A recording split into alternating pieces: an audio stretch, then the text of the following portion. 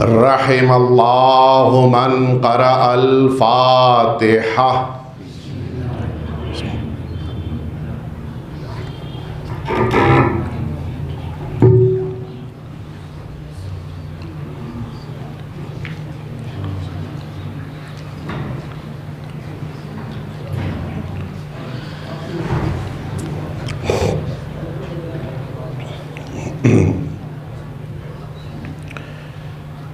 ला हौला वला कुव्वता इल्ला बिल्लाहिल अलिय्यिल अज़ीम।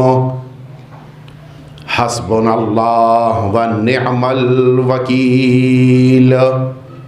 निअमल मौला व निअमन नसीर।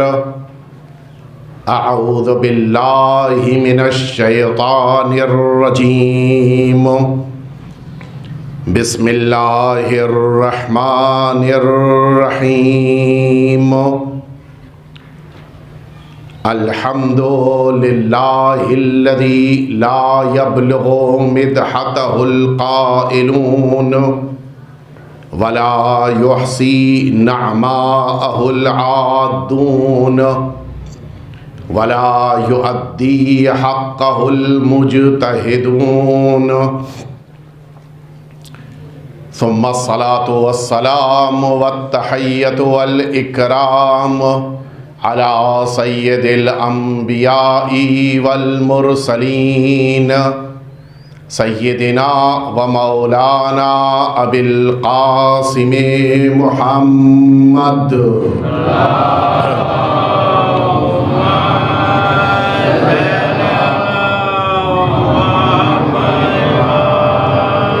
सल्लल्लाहु अलैहि व अला अहले बैतिहिल अत्यबीनल अंजबीन अल्लज़ीना अज़हबल्लाहु अन्हुमुर रिज्स व तह्हरहुम तत्हीरा।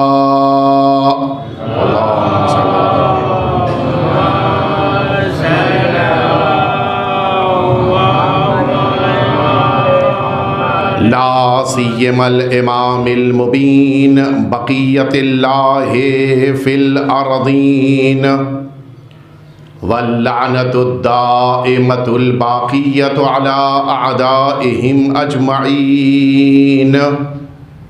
अम्मा बअद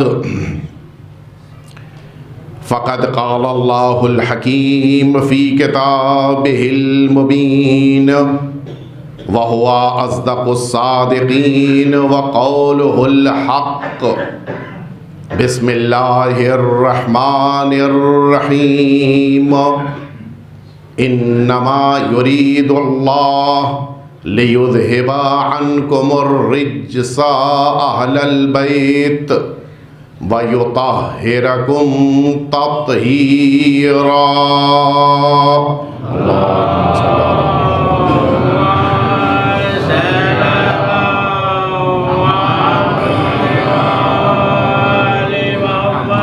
अज़ान मोहतरम,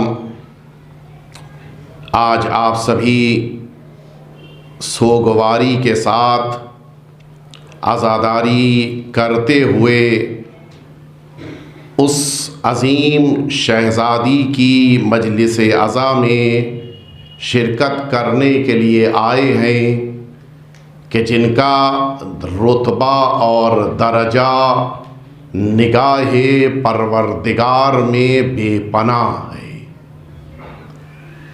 जितनी शख्सियत अजीम होती है, सोग भी उतना ही ज़्यादा होता है।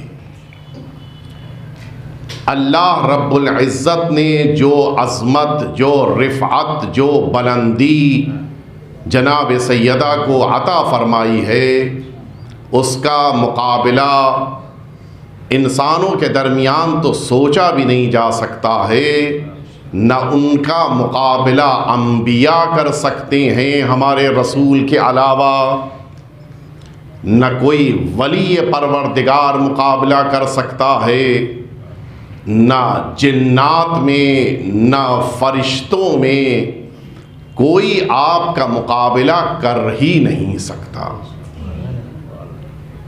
और इसीलिए आपके सिलसिले में जब हमारी ज़बानें खुलें तो निहायत दर्जा एहतराम के साथ और बेपनाह ताज़ीम का अंदाज होना चाहिए। मैं अर्ज़ करूं, अल्लाह ने जनाब रिसालत मआब को जिस अंदाज में जनाब सैयदा को अता फरमाया वो भी मुनफरिद अंदाज है, और जिस अंदाज में इंसानों को जनाब सैयदा का अक़ीदा इख्तियार करने की ज़िम्मेदारी दी गई वो भी मुख्तलिफ है। आज यकीनन आपने ज़ियारत पढ़ी है या ज़ियारत पढ़ेंगे। वो ज़ियारत के जिस ज़ियारत को हमारे 5वें इमाम ने नक़ल फरमाया है और जिस ज़ियारत को हमारे लिए बड़ा अहम करार दिया गया है, हत्ता सिर्फ आज ही के दिन नहीं बल्कि साल भर हर इतवार को पढ़ने की ताकीद है, वो ज़ियारत जनाब सैयद आलमियान की है। और शायद इस ज़ियारत को हर हफ्ते पढ़ने की इसीलिए ज़रूरत है ताकि चूँकि अभी ज़िक्र आ रहा है कि इस ज़ियारत में अक़ायद के वो गोशे पेश किए हैं कि जिन गोशों को हमारे लिए इख्तियार करना ज़रूरी है। शायद साल भर हर हफ्ता इस ज़ियारत को पढ़ना इसीलिए ज़रूरी और लाजिम करार दिया गया है ताकि हफ्ते भर तुम्हारा अपने अक़ायद में अगर कुछ कमी बेशी होती रहे तो इतवार को सैयदा की ज़ियारत पढ़कर अपने अक़ीदे को फिर सही कर लेना।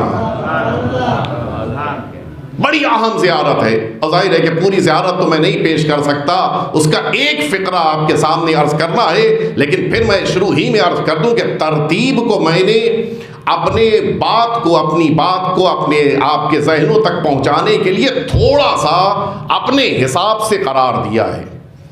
उशहिदुल्लाह व उशहिदु रसूलह, मैं अल्लाह को गवाह बनाता हूं और अल्लाह के रसूल को गवाह बनाता हूं। किस लिए कि अब ये हमें 7 फ़िक्रे हैं कि जिन्हें अपनी ज़बान पे जारी करना है।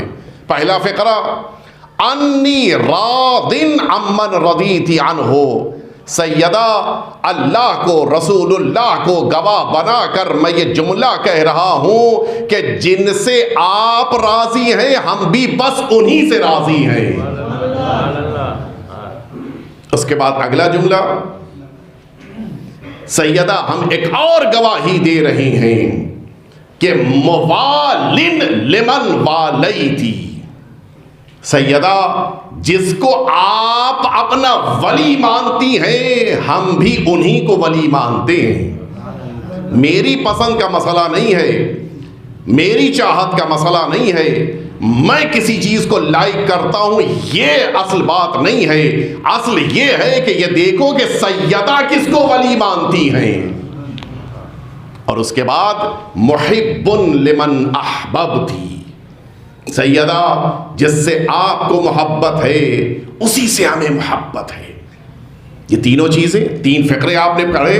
पहली चीज, जिनसे सैयदा राजी उनसे मैं भी राजी। दूसरा फ़िक्रा, वो तमाम अफराद के जिन्हें आप वली मानती हैं उन्हें हम भी वली मानते हैं। तीसरा फ़िक्रा, जिनसे आपको मोहब्बत है उन्हीं से हमें भी मोहब्बत है। और उसके बाद अगले जुमले वो मैं अर्ज़ करूं कि जिसमें हमें उस तरफ से दूसरे रुख को भी पेश करने के लिए हुक्म दिया गया। अगला जुमला सुनेंगे, मुतबर्रिउन मिम्मन तबर्रअती मिनहो, सैयदा मैं उन लोगों से बराअत करता हूँ, तबर्रा करता हूँ कि जिनसे आप बेजार हैं। तमाम दुश्मनों पर व मुबग़िज़ुन लिमन अबग़ज़ती अन्हो, सैयदा जिनसे आप गज़बनाक हैं उनसे हम भी नाराज हैं। अगला जुमला सुनेंगे, व मुआदिन लिमन आदैती, जिनके लिए आपने अपने अंदर अदावत महसूस की है वो फिर मेरा भी दुश्मन है। हो सकता है मेरे कबीले का हो सकता है मेरे ख़ानदान का हो सकता है मेरे मोहल्ले का हो सकता है मेरी औलाद हो सकता है मेरे वालिदैन में कोई भी हो, अगर सैयदा का दुश्मन है तो मेरा भी दुश्मन है। हम रिश्तों की बिना पर दोस्ती नहीं करते, सैयदा की बिना पे दोस्ती और दुश्मनी करते हैं। हमारा मेयार ये है और इसीलिए ये फ़िक्रे ज़ियारत सैयदा में हमें हर हफ्ते पढ़ना है। जनाब सैयदा की ज़ियारत में हमें ये जुमला अपनी ज़बान पर जारी करने का हुक्म है। अब आइए मैं आपको लेके चलूँ।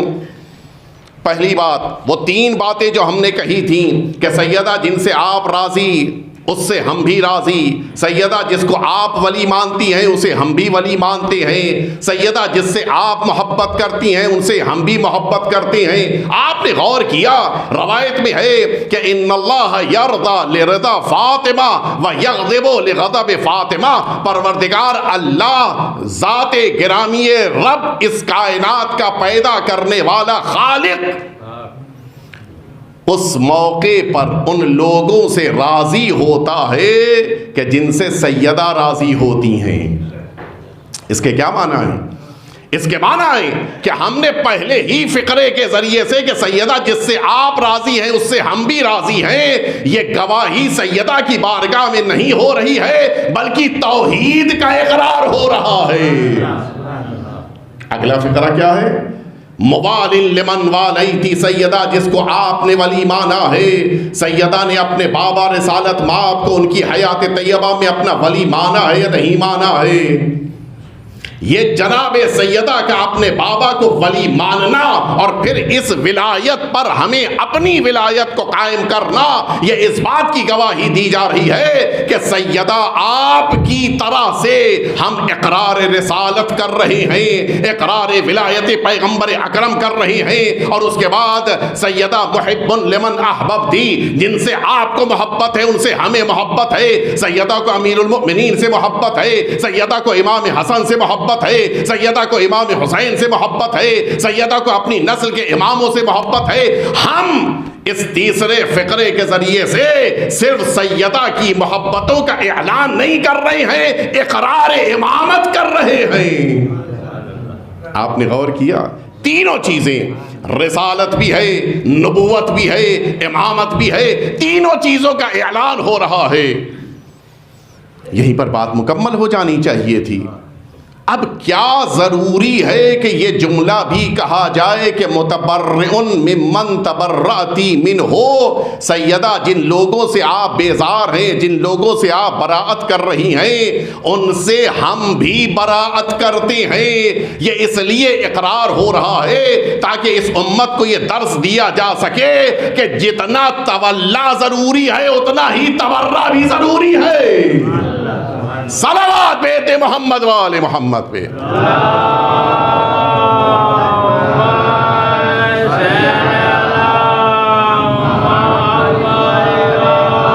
अलबत्ता ये एक हकीकत है कि हम यकीनन तबर्रा के बगैर नहीं रह सकते। ये और बात है कि माइक जब लगा हो, गैरों का मजमा हो, हम वो बात, वो कलेमा अपनी ज़बान पे जारी नहीं कर सकते कि जिसकी बिना पर हम किसी शिया की ज़िंदगी के लिए ख़तरा बन जाएं। हम यकीनन, हमारी मसलहतें, हमारी एहतियात है, लेकिन ये भी हकीकत है मसलहतें ज़बान पे पाबंदी लगा सकती हैं, दिल पे पाबंदी नहीं लगा सकती हैं। दिल तो बेजार है और दिल से इतने हम बेजार रहेंगे कि न तो हम उनका नाम लेना पसंद करते हैं और न उसे पसंद करते हैं जो उन्हें पसंद करे। हम पसंद ही नहीं करते। हकीकत है, देखिए, अगर हम दिल से बेजारी और तबर्रा को छोड़ देंगे तो जिंदा नहीं रहेंगे। वमद्दीन इल्लल हुब्ब वल बुग़्ज़, दीन दो ही चीज़ों का नाम है, मोहब्बत और नफरत।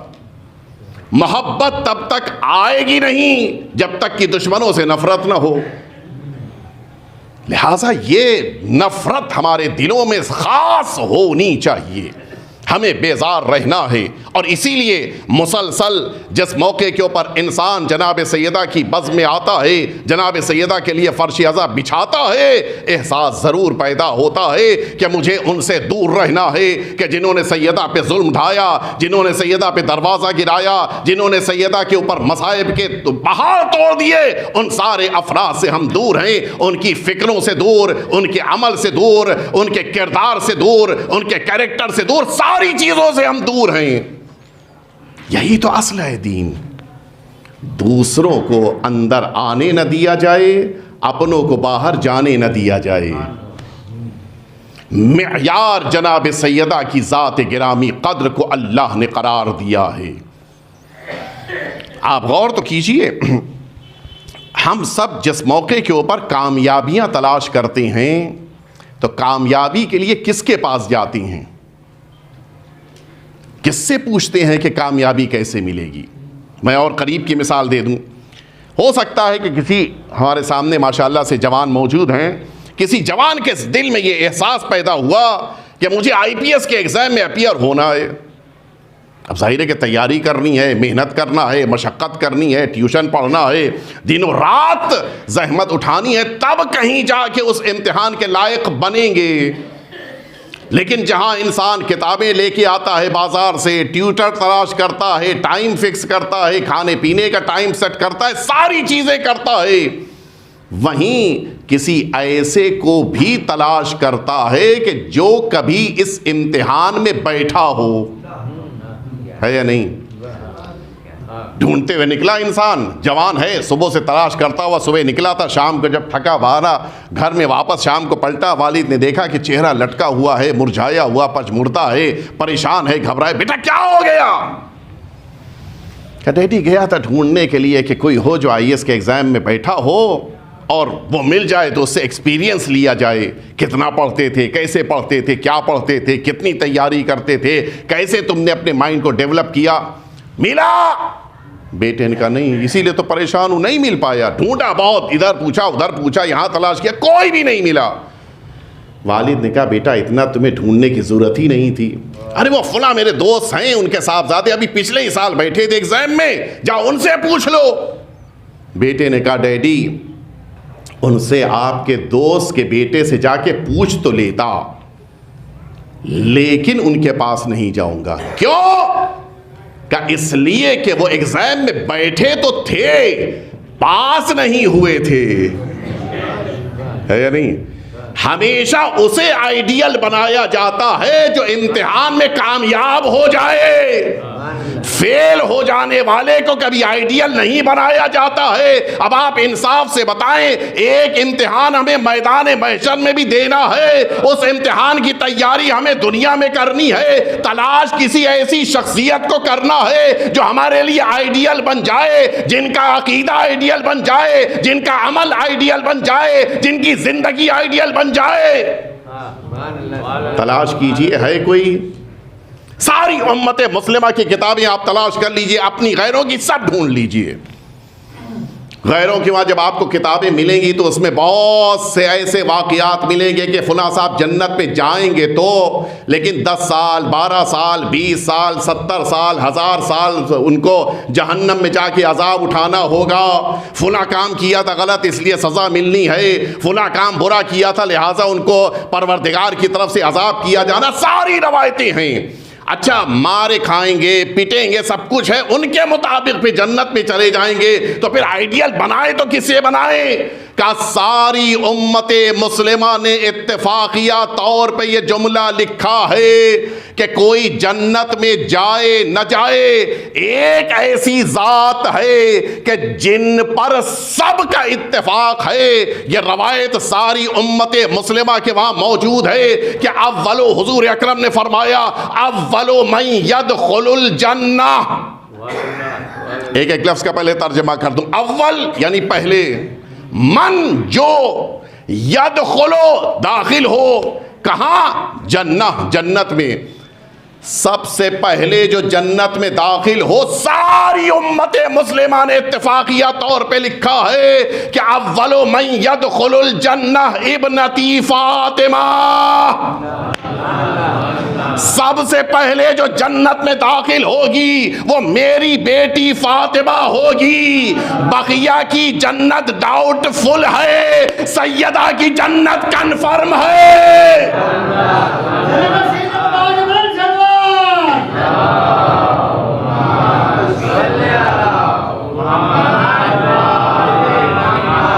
हम अपने आइम्मा अतार के बारे में जानते हैं कि वो शाफे रोज़े महशर हैं। मैं बकिया उम्मतियों की बात कर रहा हूं, वरना ये तो जितने भी आइम्मा अतार हैं वो सब जन्नत लेकर जाएंगे। लेकिन ये रवायत तो हमारे वहां भी है कि सबसे पहले जनाब सैयदा जाएंगी। तवज्जो है या नहीं है? तो ये भी तय है कि सैयदा जब जन्नत में जा रही, आइडियल उसी को बनाया जाता है जो इम्तिहान में कामयाब हो जाए। सैयदा जन्नत जा रही हैं, तो फिर अब जनाब सैयदा की शख्सियत को आइडियल बनाना हमारी जिम्मेदारी है।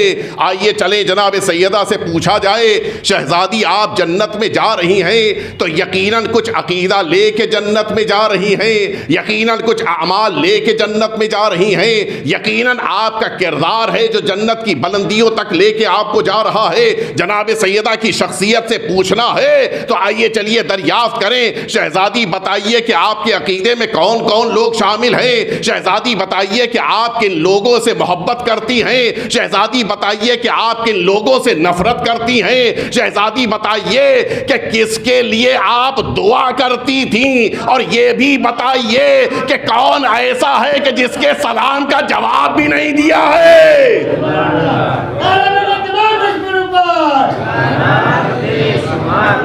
नहीं, शायद मैं अपनी बात नहीं पहुंचा पाया, इसलिए कि सब की तरफ से जवाब, ये जो मर्द मोमिन ने कहा था, जवाब नहीं मिल पाया है। मैं बात को मुकम्मल किए देता हूं।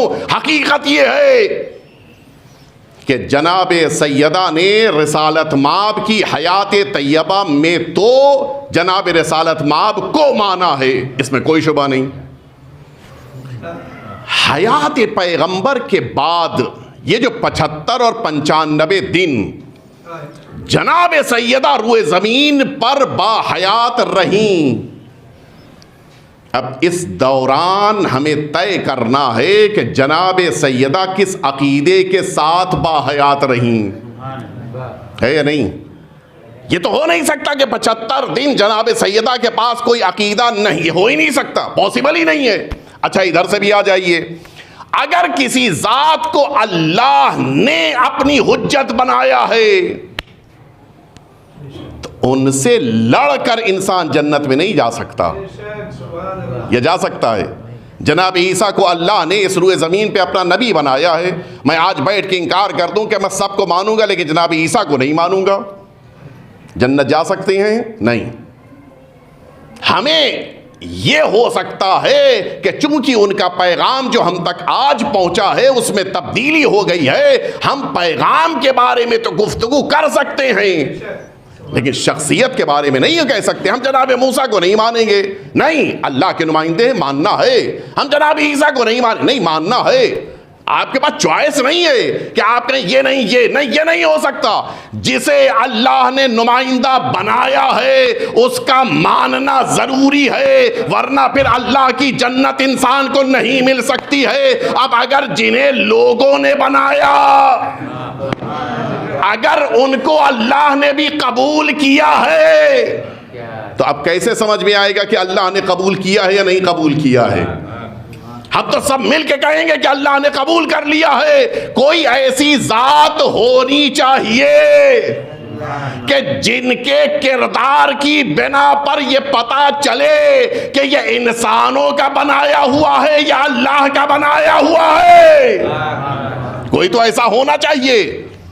ऐसी ज़ात इस कायनात में अगर है तो फिर वही ज़ात के जिनके लिए फरमाया कि इन्नल्लाह यरज़ा लिरज़ा फातिमा व यग़दिबु लिग़ज़ब फातिमा, अल्लाह राज़ी होता है जब फातिमा राज़ी हो जाए, और अल्लाह नाराज़ हो जाता है जब फातिमा नाराज़ हो जाए। और जब आने वाला आया और सलाम किया, जनाब सैयदा ने चेहरा घुमा लिया, और फिर जब जनाब सैयदा की तरफ फिर सामने आए तो जनाब सैयदा ने फिर चेहरा पलट के घुमा लिया। और जब कहा कि आप बिन्ते रसूल क्यों नहीं गुफ्तगू करना चाहती, फरमाया मैं तुम्हें अल्लाह और रसूल को गवाह बनाकर ये इकरार पहले लेना चाहती हूं कि जो मैं कह रही हूं वो सही है या नहीं है। फरमाइए आप क्या कह रही हैं? कहा तुमने ये बात सुनी है कि नहीं? मेरे बाबा ने फरमाया कि अल्लाह उससे राज़ी होता है जिससे फातिमा राज़ी होती हैं, और अल्लाह उससे नाराज़ हो जाता है जिससे फातिमा नाराज़ होती हैं। दरबार में तो कह दिया था कि आप गवाह लाइए। काश के मैं अपनी बात आपके जहनों तक पहुंचा ले जाऊं। यहां हिम्मत नहीं है कि सैयदा गवाह लेके आइए, आप हदीस पैगंबर बयान कर रही हैं, इसलिए कि जानते थे सियासत करना और होता है, हकीकत का वाज़े करना और होता है। नहीं, कहा जनाब सैयदा से कि मैंने यह हदीस सुनी है रसूलुल्लाह से। अब सुनेंगे जुमला। फरमाती हैं मैं अल्लाह को गवाह बना के कहती हूं कि मैं जब तक दुनिया में रहूंगी तुमसे नाराज रहूंगी, तुमसे खुश नहीं हो सकती हूं। अब आप मुतवज्जे हुए ऐसी जात की क्यों जरूरत है बाद पैगंबर के पता चल सके कि कौन अल्लाह का नुमाइंदा है और कौन इंसानों का बनाया हुआ है। यह तब पता चलेगा जब सैयदा का किरदार सामने आएगा। इसीलिए सैयदा की पैरवी करना, सैयदा की अकीदे के मुताबिक अकीदा बनाना हमारे लिए जरूरी है। सैयदा के पीछे चलना इसीलिए जरूरी है कि कहीं इंसानों के बनाए हुए बुतों को देखकर तुम्हारी निगाहें धोखा न खा जाएं। अगर पहचानना है तो मीजान सैयदा की शख्सियत है। सैयदा कबूल कर ले तो अल्लाह वाला, ठुकरा दे तो इंसानों वाला है। सलावत भेज दे मोहम्मद वाले मोहम्मद पे।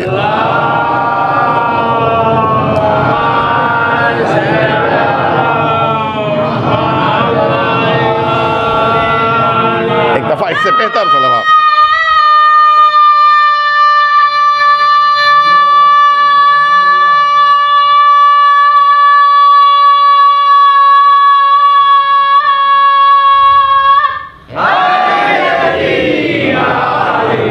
अल्लाह ने जनाब सैयदा की ज़ात को मियार और मीज़ान बनाया है, और इसीलिए जनाब सैयदा की शख्सियत एक ऐसी शख्सियत है कि जिन पर सबको इत्तेफाक है। कभी आपने सोचा कि क्यों जब मैं मसाइब नहीं पढ़ रहा हूं, क्यों जब दरवाजे पर आकर अमीरुल मुमिनीन को बुलाया जा रहा था, जनाब सैयदा क्यों दरवाजे पे आई?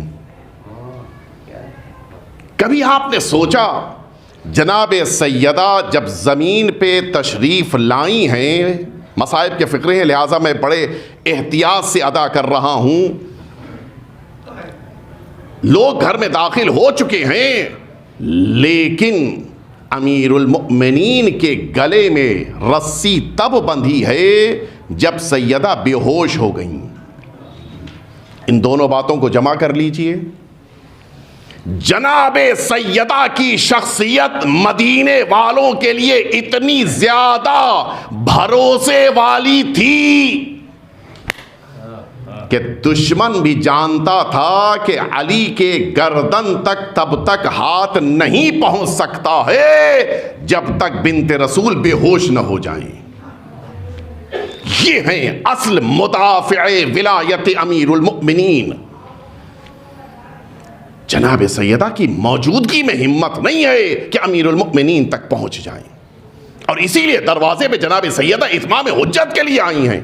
कल को ये ना कहना कि अली आए थे दरवाजे पे, हम घर में दाखिल, हमें क्या पता कि उस वक्त भी रसूल की बेटी घर में थी। बाद में यही तो कह दिया जाता, नहीं पता नहीं था।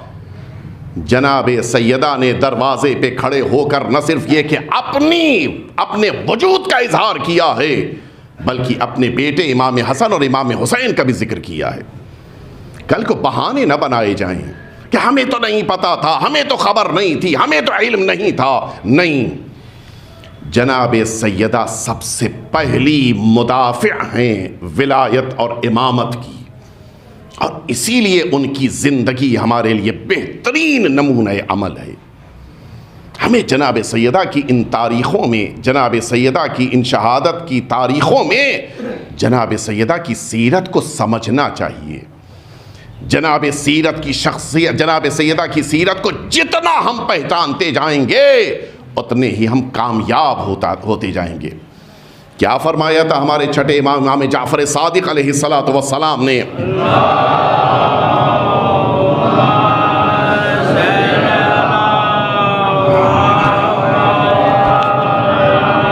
मौला का जुमला है, तवील हदीस है, मुकम्मल हदीस पढ़ता लेकिन मेरे पास वक्त नहीं है।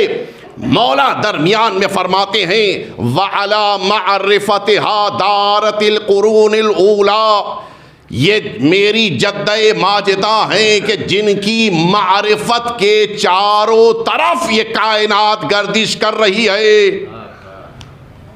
जनाब सैयदा की मारिफत इतनी अहमियत रखती है, मरकजी शख्सियत हैं अकीदे में। जनाब सैयदा की शख्सियत मरकजी है, इनके बग़ैर इंसान को कभी कामयाबी नहीं मिल सकती है। और यही वजह है कि जिस मौके के ऊपर जनाब सैयदा आती थीं, मैं गुज़िश्ता साल इसी मिंबर से दूसरी शहादत की तारीख़ में जब आया था तो ये बात अर्ज़ कर चुका हूँ, लेकिन जो पिछले साल पढ़ा था वो नहीं कह रहा हूँ मैं, उसके बाद का जुमला कह रहा हूँ। ये 5 जुमले मैंने पिछले साल पढ़े थे कि जनाब सैयदा जिस मौके के ऊपर तशरीफ़ लाती थीं, कामा इलैहा रसूलुल्लाह एहतराम में आगे बढ़ते थे अपनी जगह से उठकर। और उसके बाद दूसरा फ़िक्रा, हन्ना इलैहा, रसूलुल्लाह जनाब सैयदा को देखकर खुशामदीद कहते थे। तीसरा फ़िक्रा रवायत में क्या है, व आखज़ा यदैहा, जनाब सैयदा के दोनों हाथ पकड़ लेते थे, व क़ब्बलहुमा, इन दोनों हाथों का बोसा लेते थे। अल्लाह अकबर, यह अज़मत जनाब सैयदा की। ये चौथा अमल, आखिरी अमल, व अजलसहा फी मजलिसे, जनाब सैयदा का हाथ पकड़ के लेके आते थे और जहां खुद बैठे थे वहां पर जनाब सैयदा को बिठाते थे, खुद अलग बैठते थे। लगते जिगर खातून जन्नत माँ जनाब फातिमतु ज़हरा खातून अलैहिस्सलाम पर बावाज़े बुलंद सलवात।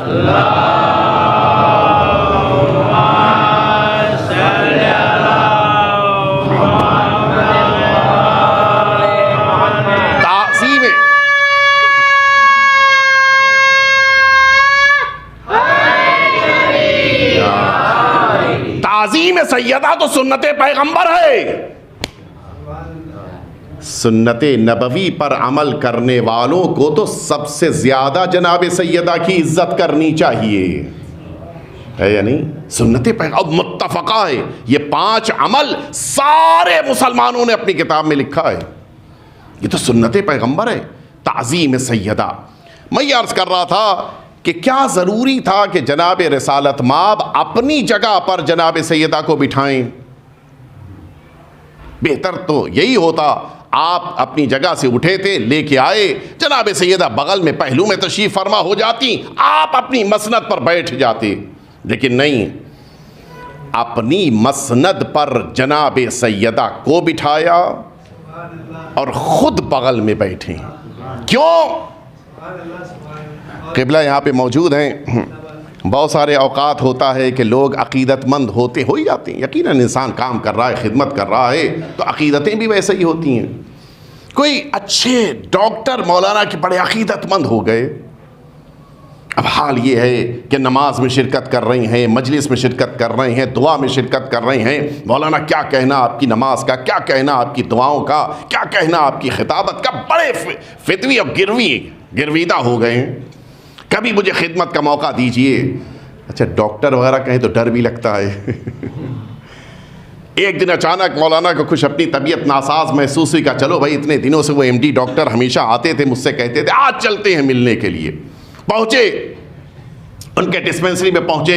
अब यहाँ तो मुझे नहीं पता है, यहाँ भी यकीनन होगा, हमारे बॉम्बे में मामूलन अब जितने भी ये डॉक्टर्स हैं उनके केबिन के बाहर वाले हिस्से में CCTV कैमरा लगा होता है। उनको अंदर पता चल जाता है कि कौन पेशेंट आया है। और उन्होंने अपने स्क्रीन के ऊपर देखा कि मौलाना साहब तशरीफ लाए। जल्दी से वो अपने केबिन से घबरा के निकल, अरे क़िबला आप तशरीफ लाए, हुक्म दिया होता मैं हाजिर हो जाता और फरमाइए कैसे आना हुआ। और गुफ्तगू करते हुए लेके अपने केबिन में गए। अब तवज्जो से सुने, अब जो अपने केबिन में गए तो जिस इमाम जमाअत से पहले रुकू नहीं करते थे, जिस इमाम जमाअत से पहले सजदे की इजाज़त नहीं थी, उस इमाम जमाअत को सामने रखे हुए स्टूल पर बिठा दिया, खुद अपनी कुर्सी पर बैठ गए। है या नहीं? यही तो होता है ना। खुद अपनी कुर्सी पे, मौलाना सामने उसके ऊपर स्टूल के ऊपर बैठे हुए। फरमाइए क़िबला क्या मुश्किल दिया। अब इन्होंने बयान करना शुरू किया और अचानक वो डॉक्टर साहब के जिन्होंने स्क्रीन के ऊपर मौलाना को देखा था और घबरा के बाहर निकले थे, अब मौलाना ने यही मंजर देखा कि ये डॉक्टर साहब भी घबरा के अपनी जगह से उठे और मौलाना की गुफ्तगू को बीच ही में रोकते हुए वो मेन डोर की तरफ आगे बढ़े। और अब जब दोबारा अपने केबिन में दाखिल हुए तो साथ में देखा कि एक और इंसान बिल्कुल उन्हीं के जैसा लिबास पहने हुए, गले में आला टांगे हुए, अंदर लेके डॉक्टर साहब जो इनके गिरवीदा थे, फिदवी थे, वो उस डॉक्टर को लेके अंदर दाखिल हुए। और अब अजीब मंजर मौलाना साहब ने देखा कि जो इज्जत मुझे नहीं दे रहे थे वो इज्जत इनको मिल रही है कि अब इन डॉक्टर साहब ने वो दूसरे आने वाले नए डॉक्टर साहब को अपनी कुर्सी पे बिठा दिया और खुद सामने की कुर्सी पे जाकर बैठ गए। और अब बड़े एहतराम के साथ पूछेंगे सर खैरियत तो है? नहीं, और मैं क्लियर कर दूं, शायद मेरे बच्चों का जहन अभी तक ना पहुंचा हो। घबरा के मौलाना ने पूछा कि देखिए भाई, इलाज तो सब बाद में होगा, पहले ये बताइए कि ये दो आपके कैरेक्टर में फ़र्क क्यों? वहाँ तो हाल ये था कि मस्जिद में देखते थे कि मौलाना ने अल्लाह अकबर कहा या नहीं कहा, तब अल्लाह अकबर कहते थे। अलबत्ता कभी कभी होता है, इंसान जब जल्दी में होता है तो मौलाना का इंतज़ार करने से पहले ही रुकू में चला जाता है या नहीं? वही सोचता है कि मैं जल्दी में हूँ तो मौलाना को भी जल्दी होनी चाहिए। ये भूल जाता है कि भाई नमाज तो तभी ख़त्म होगी जब मौलाना ख़त्म करेंगे। मेरे जल्दी जाने से तो नमाज नहीं जल्दी ख़त्म होगी, अलबत्ता नमाज जमात मुतासिर हो जाएगी। हमें एहसास नहीं। बताइए डॉक्टर साहब, वो इलाज तो बाद में, ये बताइए फ़र्क क्यों किया आपने? मुझे इस स्टूल के ऊपर बिठाया और ये नए आने वाले जो टाई में हैं, जो कोट में हैं, इनको इतनी इज्जत दी कि वहाँ अपनी चेयर के ऊपर बिठा दिया। डॉक्टर साहब ने कहा कि क़िबला आप में और इनमें फ़र्क है। आप यकीनन आलिम दीन हैं, यकीनन खतीब हैं, यकीनन इमाम जमात हैं, लेकिन आप यहाँ पर आए हैं मरीज़ बनकर। और ये साहब जो आए हैं ये मेरे लेवल के MD डॉक्टर हैं। ये मुझसे इलाज कराने नहीं आए हैं, मुझसे मिलने के लिए आए हैं। तो बस पता चल गया, जब मरीज आता है तो बगल में बिठाया जाता है, लेकिन जब हम रुतबा आ जाता है अपनी सीट को छोड़ के बिठाया जाता है। बकिया में और सैयदा में यही फर्क है। बकिया उम्मती है, सैयदा हम मर्तबा रिसालत है।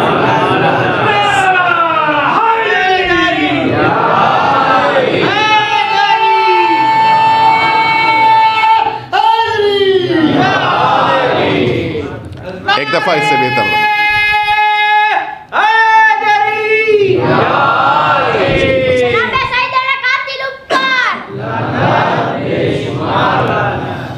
आपने महसूस किया हम मर्तबा हैं। जनाब सैयदा का रुतबा ये है कि जब आएंगी तो अब उस जगह जहां पर रिसालत मआब बैठे थे, उम्मती नहीं है सैयदा, हम मर्तबा हैं, रुतबा जनाब सैयदा का रिसालत मआब की निगाह में इतना ज़्यादा है। और इसीलिए रिसालत मआब ने इज्जत भी सबसे ज़्यादा जनाब सैयदा को दी है। जिस शख्सियत का मदीने में 9 घर हो, रसूलुल्लाह की 9 बीवियां थी नहीं, तो 9 घर हुए नहीं हुए? 9 हुजरे तो हुए। आप हाँ नहीं कह रहे हैं, 9 हुजरे तो हुए। जिसके पास 9 हुजरे हो, वो जब बदन में नकाहत महसूस करे तो 9 के पास जाने के बजाय बेटी के दरवाजे पर आ रहा हो। आप जब ऑफिस से लौट रहे हो और खुदा न खासा रास्ते में आपको ये महसूस हो कि ज़रा सा तबीयत नासाज हो गई है, बिगड़ गई है, अक्लमंदी क्या है? सीधे घर जाएंगे फ्रेश होके तब डॉक्टर के पास आएंगे, या नहीं रास्ते ही में पहले डॉक्टर से मिल लिया जाए, दवा ले ली जाए, उसके बाद घर जाएंगे, इसलिए दोबारा आना पड़ेगा। लिहाजा अक्लमंदी यही है कि पहले डॉक्टर के पास चल के दवा ले ली जाए, फिर घर आया जाए। या रसूल अल्लाह, आपको अगर नकाहत महसूस हो रही थी तो जरा घर चले जाते, कुछ देर आराम करते, उसके बाद चले आते। फरमाएंगे नहीं, पहले मिजाज के लिए डॉक्टर के पास जाना होगा। लिहाजा अब जनाब रिसालत मआब जनाब सैयदा के पास आ रहे हैं। पूरी हदीस किस्सा आप पढ़ लीजिए, एक बार बस मिलेगा कि इन्नी अजिदु फी बदनी ज़अफ़ा या ज़ुअफ़ा, शुरू में है बस। कमज़ोरी का हाल ये है कि चादर मिली तो आप अंदर लेट गए, लेकिन अचानक अब ये क्या हो गया कि जो कमजोरी महसूस कर रहे थे वो हाथों को उठाकर दुआ कर रहे हैं, अल्लाह से गुफ्तगू हो रही है, फिर जिब्रील अमीन नाजिल हो रही हैं, उनसे गुफ्तगू हो रही है, फिर अमीरुल मोमिनीन सवाल कर रहे हैं, उनका जवाब दिया जा रहा है। ये इतनी ताकत कहाँ से आ गई, ये इतनी तवानाई कहाँ से आ गई? शायद रिसालत मआब जवाब दे। मैं उम्मत को यही तो बताना चाह रहा हूँ, जब कमजोरी महसूस करना तो सैयदा के पास आना, तुम्हारी कमजोरी खत्म हो जाएगी। तुम्हें माल में कमी महसूस हो रही है, तुम्हें उम्र में कमी महसूस हो रही है, तुम्हें बरकतों में कमी महसूस हो रही है, तुम्हें औलाद की कमी महसूस हो, जो भी कमी है, आओ सैयदा के पास। इसीलिए यजीद बिन अब्दुल अजीज़, बज़ाहिर शायद अब्दुल अजीज़, यहाँ पे ये बाप के नाम में मुझे तरद्दुद अभी, वरना अभी कल या परसों ये रवायत मैंने पढ़ी थी मिंबर से, तो उस वक्त तक याद था। ये कहता है कि जिस मौके के ऊपर मेरे वालिद पहुँचे जनाब सैयदा के दरवाज़े पर, रिसालत मआब की बेटी के बारे में जुमला कहता है कि बदअतनी अस्सलाम, सैयदा ने सलाम कहलवाया। और फिर पूछा क्यों आए हो, खैरियत तो? सुनेंगे आप जवाब। कहता है तलबतुल बरका, सैयदा मैं आपके दरवाजे पे बरकत लेने आया हूं। गौर किया, इंसान माल को बढ़ाने के लिए बैंक में पैसा रखता है या नहीं? इसीलिए तो पैसा रखता है कि माल 1 लाख रखेगा, एफडी कर देगा तो 1.5 लाख मिल जाएगा, 2 लाख मिल जाएगा। उम्र के बढ़ाने के लिए दवाएं खाता है, जॉगिंग करता है, वॉकिंग करता है। अलबत्ता ये सब करना चाहिए, उसका मुखालिफ नहीं हूं मैं। सारी चीजें क्यों हैं? ताकि उम्र में बड़ा इजाफा हो जाए। औलाद के लिए न जाने कितनी कोशिशें, क्यों? ताकि औलाद में बरकत हो जाए। सारी चीज़ों के बरकतें कर ढूंढने के लिए इंसान मुख्तलिफ जगहों के ऊपर जाता है, मुख्तलिफ काम करता है, मुख्तलिफ विर्द करता है, मुख्तलिफ ज़िंदगी के उसूल इख्तियार करता है, लेकिन बरकत कहाँ पर है? दर सैयदा पे है। जिसे बरकत चाहिए है वो जनाब सैयदा के दस्तरखान पर आके बैठे। ये जो आप फर्श अज़ा पे बैठे हैं, आपको इतना कुछ मिल रहा है कि जिसका आप एहसास नहीं कर सकते। अज़ीमुश्शान मरजा हैं। रहबर मुअज़्ज़म आयतुल्लाह उज़्मा सैयद अली ख़ामेनाई हफ़िज़हुल्लाह ताला बड़े अजीम, बुज़ुर्ग और वाक़ियन बेहतरीन नमूने अमल हैं। अच्छा, इंसान की जब उम्र बढ़ जाए तो कभी घुटने की मुश्किल, कभी कमर की मुश्किल, कभी बैठने में मुश्किल, सख्तियाँ होती हैं। आगा के लिए भी मुश्किल है बैठना ज़्यादा देर। लोगों ने मशवरा दिया कि ये जो जनाब सैयदा की मजलिस आपने मुनक़िद की है, ज़रूरी नहीं कि आप भी आके शुरू से आखिर तक बैठिए। मोमिनीन आएंगे, बैठेंगे, आप कुछ देर के लिए आइए, वापस चले जाइए। क्या जवाब दिया उन्होंने? उन्होंने कहा नहीं, मैं शुरू से आखिर तक बैठूंगा। आपके लिए बैठना मुश्किल है, आपको चेयर के ऊपर बैठना है, इतनी देर तक आपके लिए चेयर पे बैठना भी मुनासिब नहीं है। जवाब सुनेंगे आप? उन्होंने कहा मैं पूरे ईरान के लिए साल भर का रिस्क इसी जनाब सैयदा की फर्श से हासिल करता हूं। देखिए, मेरा जैसा एक नाकिस इल्म वाला, छोटे मोटे माहौल का रहने वाला अगर कोई अहम बात कह देता है तो उसकी वक़्त नहीं होती, लेकिन जिसको नाइब इमाम का दर्जा मिला है, अगर उनकी ज़बान पर यह जुमला है कि मैं साल भर का रिस्क हासिल कर रहा हूं, तो अब ये ना सोचिएगा कि जनाब सैयदा की मजलिस पर कितना खर्च कर दिया, बल्कि ये कहिएगा कि इतना ही सा खर्च कर पाए। जनाब सैयदा का रुतबा बहुत ज़्यादा है, जनाब सैयदा की असमत बहुत है, लिहाजा इन तारीख़ों को अहमियत दीजिए। अहले बैत अतहार की शख्सियतों में सबसे पहली शख्सियत कि जिन्होंने इस राह इमामत में अपनी जान कुर्बान की है, वो जनाब सैयदा है। ये शहीदा हैं राह इमामत की, ये शहीदा हैं राह विलायत की। जितनी कुर्बानियाँ हैं वो जनाब सैयदा के बाद में सामने आई हैं। और ये तारीख़ें जो जनाब सैयदा की हैं वो आशूरे से कम नहीं हैं। यकीनन आशूरा के मसाइब बहुत ज़्यादा हैं, लेकिन इन तारीख़ों के मसाइब भी कम नहीं हैं। करबला में सबसे नन्हा मुजाहिद जो शहीद हुआ है उसकी उम्र 6 माह की है, लेकिन ये करबला का मुजाहिद है। मदीने का सबसे नन्हा शहीद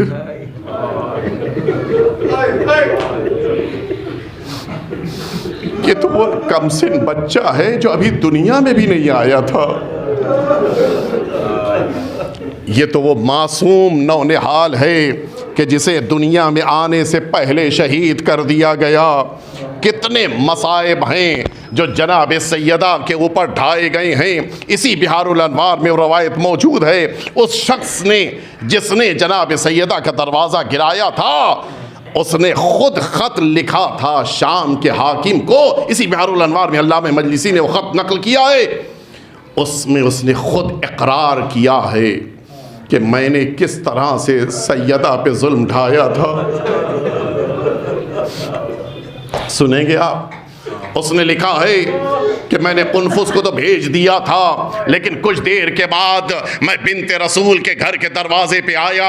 आने के बाद मैंने देखा कि घर का दरवाज़ा खुला हुआ है, अभी तक दरवाज़ा बंद नहीं हुआ था। मैंने दरवाजे पे खड़े होकर आवाज़ें देनी शुरू की कि अमीरुल मोमिनीन अली को बाहर निकालो।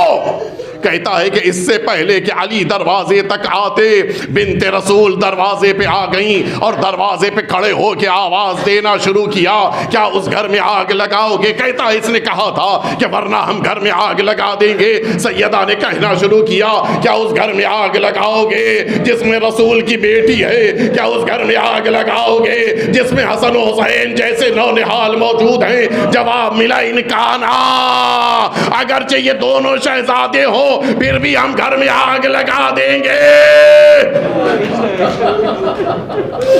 सुन सकोगे अज़ादारों, ये खुद उसने जुमला लिखा है, कहता है यही वो लम्हा था कि अब जो मैं आगे बढ़ा के घर में दाखिल हो जाऊं, सैयदा के दो हाथ अबा में लिपटे हुए दो हाथ इस दरवाजे के ऊपर आए ताकि दरवाजा बंद कर दिया जाए। सुन सकते हो अज़ादारों, ये उसका इकरार है। कहता है कि मैंने ताजियाना निकाला और अब जो दरवाजे पे ताजियाना लगाया वो ताजियाना बिन्ते रसूल के दस्ते मुबारक पे लगा। सैयदा के दो हाथ बुलंद हो गए, या रसूल अल्लाह, आपकी ज़हरा इस मदीने में अकेली हो गई। जिन हाथों का रसूल बोसा लेते थे उन हाथों पे ताजियाना लगा है।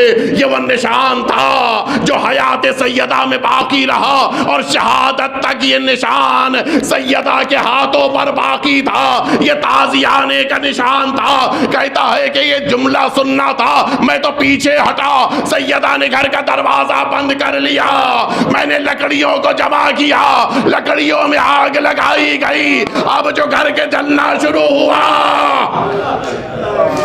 अब यहां से वो लफ्ज़ें हैं कि जो मुख्तलिफ किताबों में मौजूद है, जो अरबाब मकातिल ने लिखा है, कहीं जुमला मिलता है अब जो दरवाजे में आग लगी चौखट बाजू नरम पड़ गए। कहता है ये जुमला है कि इसने उस मौके पे इकरार में ये जुमला कहा है, मैंने अपने पैरों से दरवाजे के ऊपर जोर दिया।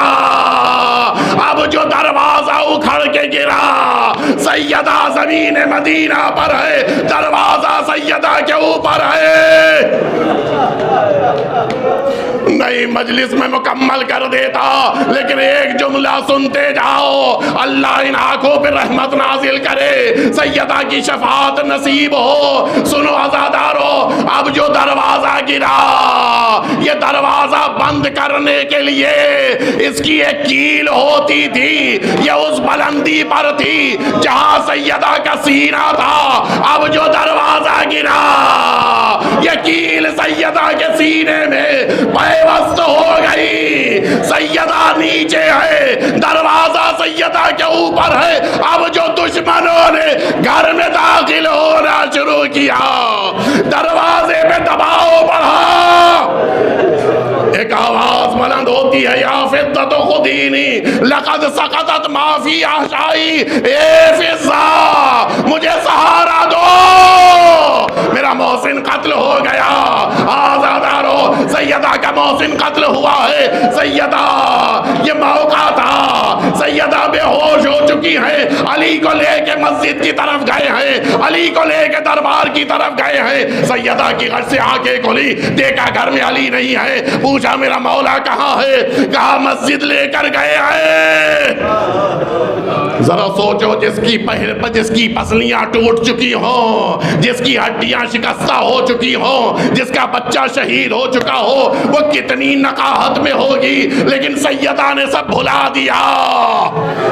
इमामत की हिफाजत के लिए सैयदा अपने बैतुल शरफ से निकली है, सर पे रिदा डाली, आके अमीरुल मोमिनीन को बचा रही है। सैयदा वापस अली को लेके घर आ गई। मैं कहूँगा ये सैयदा, ये मदीना है। अली को आप बचा के घर में ले आई, लेकिन हाय करबला की सैयदा, वक्त के अली को बचाने के लिए अब जो तिल्ले ज़ैनबिया पे आई है, कोई नहीं है जो ज़ैनब की मदद करे। शायद आवाज दी हो, ए अम्मा, अब आपको जन्नत से आना होगा, अब ज़ैनब से सब्र नहीं होता।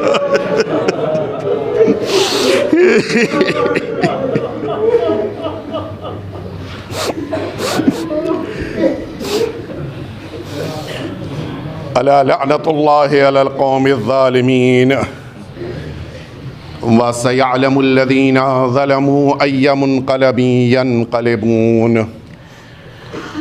इलाही बिहक़्क़ि ज़हरा व अबीहा व बालिहा व बनीहा व सिर्रिल मुस्तौदअ फ़ीहा अन तुसल्ली अला मुहम्मद व आली मुहम्मद। परवरदिगार हमारे आका और मौला के ज़ुहूर में ताजील फरमा।